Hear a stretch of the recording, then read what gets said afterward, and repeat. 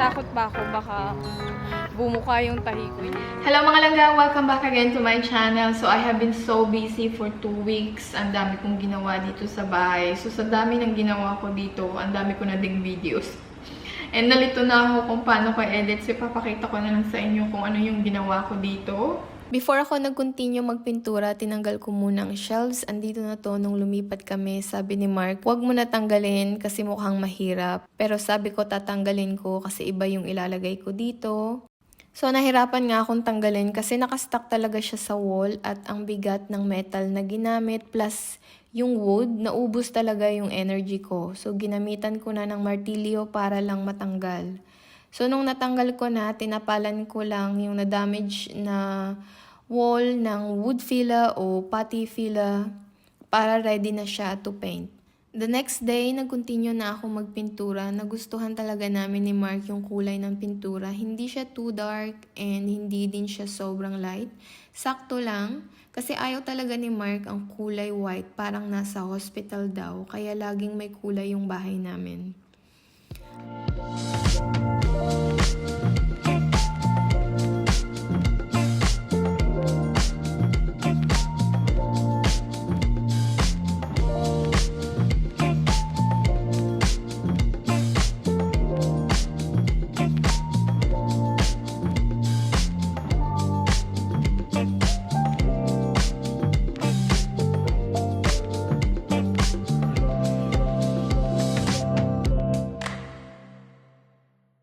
After kong nagpintura, ikinabit ko na tong TV cabinet sa wall. Nahirapan din akong ikabit to. Pero tinanggal ko din siya kasi sobrang bigat ng cabinet, hindi kaya ng wall. So binila na lang namin ng legs. Pinahirapan ko pa talaga yung sarili ko na ikabit to. Tapos ang ending, bumili lang kami ng legs. But anyway, next ko namang ginawa itong outdoor couch. Inassemble ko lang. Then tinulungan na din ako ni Mark na magtapon ng basura kasi ang dami talagang mga box.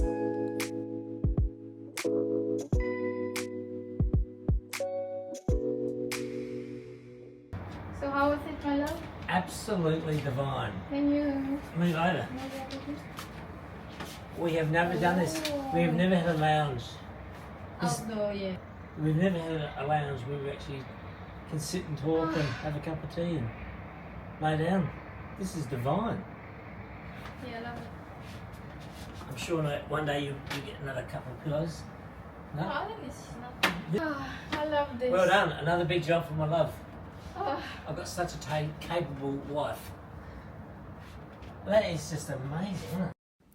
And then next, dito naman ako sa study room namin. Parang naging bodega na kasi dito ko tinatambak yung mga gamit na hindi ko pa alam kung saan ko ilalagay. Then bumili na din kami ng study table. Nag-assemble na naman ako. Sobrang sakit na ng kamay ko sa kaka-assemble ng mga cabinet.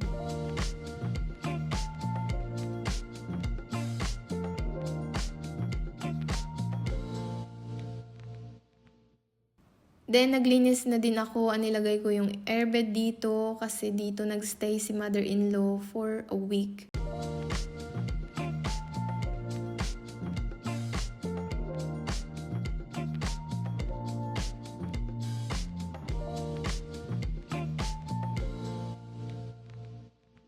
So, ito na yung study room or guest room namin.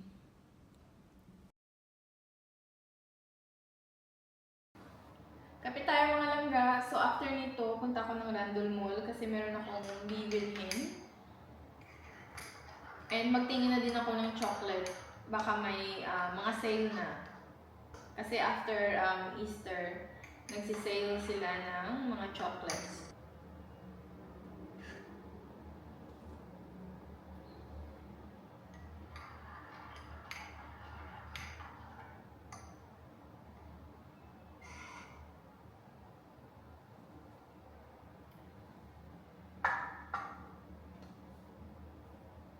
Galing na ako Randall Mall mga langga. Saglit lang ako doon. Bumili lang ako nitong photo paper. Kasi magpiprint ako ng pictures para ilagay ko doon sa wall. And then, binili ko to. Nung kailan ko pa ito nakita? kita nung kasama ko si Edge, nung pumunta siya dito sa city. So, nakita namin to. Hindi ko siya binili noon. Sabi ko, babalikan ko. Pag andito pa yon, bibilin ko. And binalikan ko siya kahapon. Tiningnan ko, hindi ko naman siya binili kahapon. And today, sabi ko, bibilin ko na siya. Kasi meron akong $10 voucher sa Maya. So, ginamit ko na lang. So, eto. Ayan siya. Lalagyan ko ng passport and some other stuff pag nag-travel. So, pang travel siya. Ayan yung itsura ng sa loob. And yan, ilalagay dito yung passport. Ayan. Pwede mo din ilagay yung phone mo dito. Kasyang-kasya. So, ayan. So, binili ko mo siya. Naka-send siya. Tapos, meron akong $10 voucher. So, okay na rin. And pumunta ako ng movies. Binili ako ng chocolate. Unti lang yung binili ko. Babalik ulit ako mamaya pagkatapos namin mag-walking ng market. Kasi pag bibili ako ng madami, mabigat na. So, bumili lang ako ng ano siya, yung Cadbury na eggs, yung crunchy. Yung meron siyang honeycomb sa loob. Ayan. Ano yung binili ko? So, naka-half price din siya.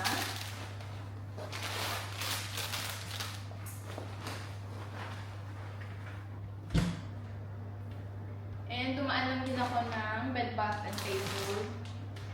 Ayan, binili ko to. Kailan ko pa din to gustong bilhin.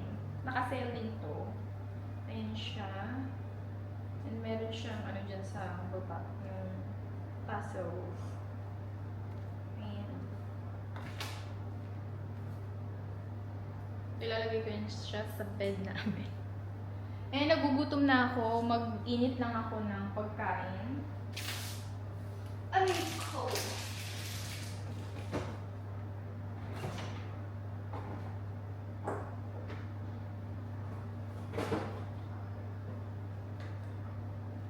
So, initin ko tong pasta na niluto ni Mark nung nakaraan. Hindi ko siya nakain kahapon. Kain tayo mga langga.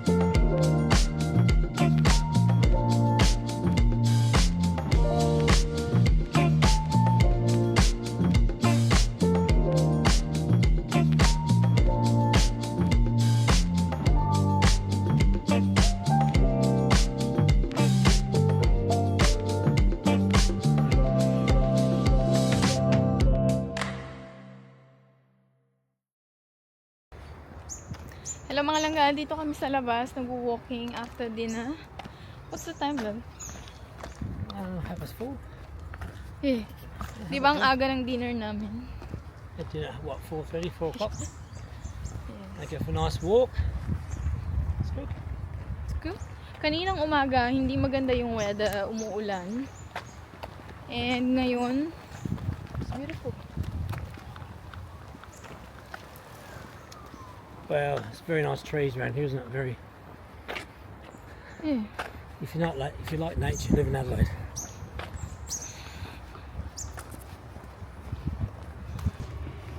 So, hindi ko natapos yung ginagawa ko kanina, yung picture frames. Hindi pa ako tapos mag-print. Na-surprise si Mark pagdating niya. Do you like it? Loved it. Came home. Very nice. been asking for a few weeks, You did. and we got there. I've just got to be certain questions I need to ask in a very polite way Mapulay. to my darling wife, my darling Pinoy. Hey, darling. Hey, love. So, ikakabit ko na yung mga picture frames dito mga langga. Kasi natapos ko nang i-print yung mga pictures and nilagay ko na din siya sa frame. So, ikakabit ko na siya.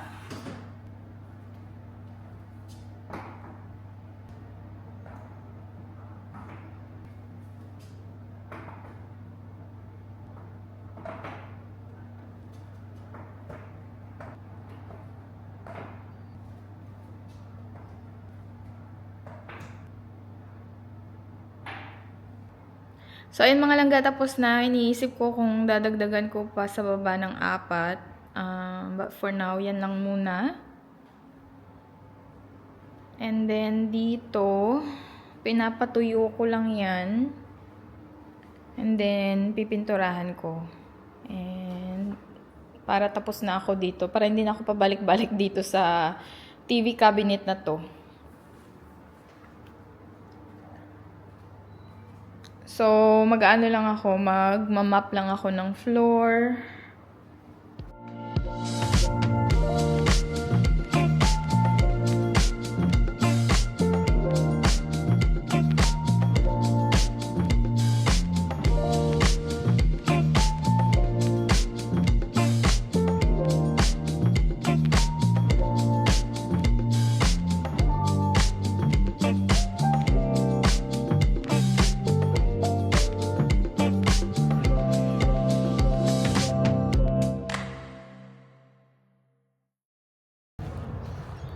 Walking again with my love. 2 days in a row.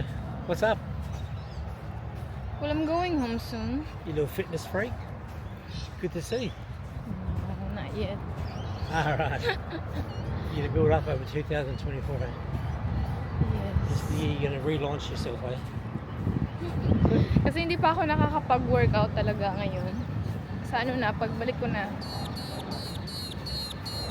Natatakot pa ako, baka bumuka yung tahi ko. Hindi naman na.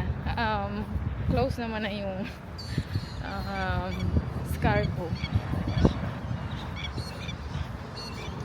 Pero feeling ko lang. So, bigyan ko yung sarili ko another a month.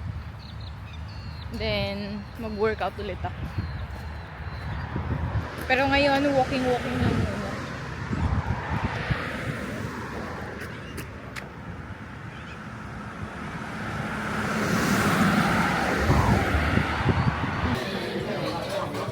Kain pa.